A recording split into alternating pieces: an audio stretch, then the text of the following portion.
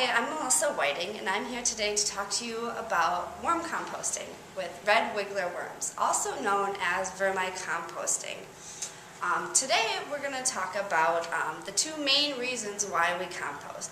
The first would be to reduce how much food waste we put into our landfills, and the second reason being to create this rich nutrients fertilizer that we can use to use on our plants at home, indoors, outdoor.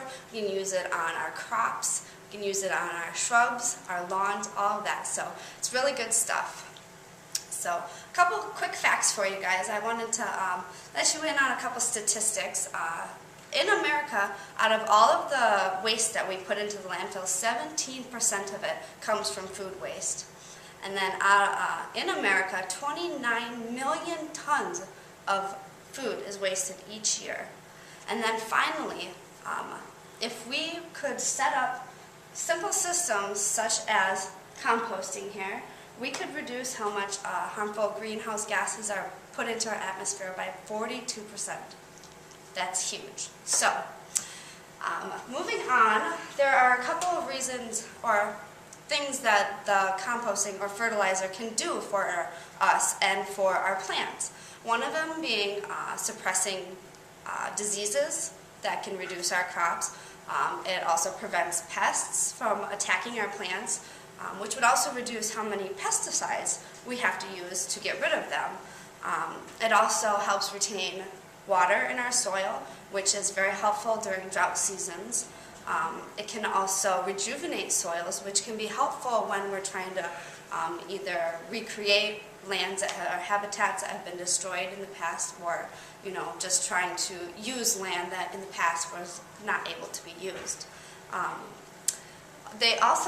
Composting has really cool, it's really cool because when you put it into the soil, it actually can attract pollutants. So when you have rainwater that has pollutants in it that seeps into the soil, the compost actually attracts it, and then it's not absorbed by the plants.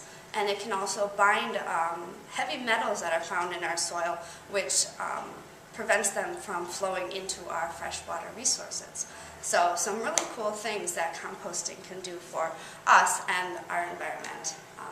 Here at Bell, we've got 4 worm bins. We've got 2 that are set up in classrooms and incorporated into the curriculum, where the other 2 are set up in the lunchroom. They are collecting the food from the salad bar and other things that the cooks don't use while preparing the food. So we're going to take a look at these in just a minute. When we're talking about the worm bins, there's 3 important things to think about. First is the diet, second environment, and then third is just maintenance. If you look right over here, I've got my handy dandy worm menu. You can find this on many different websites, but it's really includes just a lot of things like fruits, vegetables, fun things like coffee grounds, which people don't think about how much coffee grounds we throw in the landfills every day if you drink coffee every day, but they love it, so very good. I want to stress the things that the worms do not eat, because if you put them in there, the worms, they won't eat them. It'll cause other pests to enter your bins. It'll cause rotting, all sorts of stuff that you just don't want to happen. So meat, dairy, don't want to put in there. Anything cooked with butter and oil, not a good idea. Spices, citrus, no good for the worms. They've got sensitive bellies. Okay, so then talking about our environment, the first thing I want to talk about is the bedding. When I say bedding, it's what the worms actually live in. And we're trying to recreate what the worms live in normally, which is the ground. So what we use is we use stuff like cup holders from McDonald's, we've got egg cartons, our Dunkin' Donuts bags, all this stuff, right down to our Starbucks sleeves for our coffees. What we do with these then is we'll take, I've already got some all ripped up, you shred it up, you take it, you dip it in water, you wring it out real good, and you put it right on into your bin. And you don't want it to be too wet, because obviously the worms will drown in it. You don't want it to be too dry, because then they will dry out. So it's really important for you yourself to find a good balance of where your worms' moisture levels are. This bin that I have here is actually my home worm bin. If it's right underneath my sink, when I'm cooking, I just take my leftover scraps, I throw them in here, put the lid on, out of sight, out of mind, and I let my worms do their own thing, and I don't have to worry about stinking up my garbage with all that food stuff, food waste that doesn't really even need to be in the landfills. Moving over to these worm bins, we have, if you can see, there's different levels to our bins, and the different levels, they've got grates to them. So the worms can actually move up and down through the different levels. We're going to look over here. We've got our first bin here, which you can see is full of bedding. I'm going to show you real quick. When we feed our worms, we want to make sure that there's enough bedding, first of all. Second of all, that it's nice and moist, like we just showed you over there. And then third of all, when we feed them, we want to pick it up. I've got some carrots in there. I've got some blueberries here. I'm just going to throw some blueberries in here. And then I want to make sure that I cover it back up. That's really important to your worm bin. Even if you just take one piece and lay it on top, it'll prevent fruit flies and, like I said, other pests from being attracted to the smell, and they'll stay out of your worm bin. So this is our first bin. That one's just been put together and it's ready. It should take about 3 to 6 months, depending on how many worms you have in there, for it to go through the whole cycle before it's ready to be harvested. This bin here is almost ready to be harvested. You can see that there's just a little bit of stuff left in here, or bedding left, and most of it is this compost. So we have stopped feeding this bin, and I will take it out.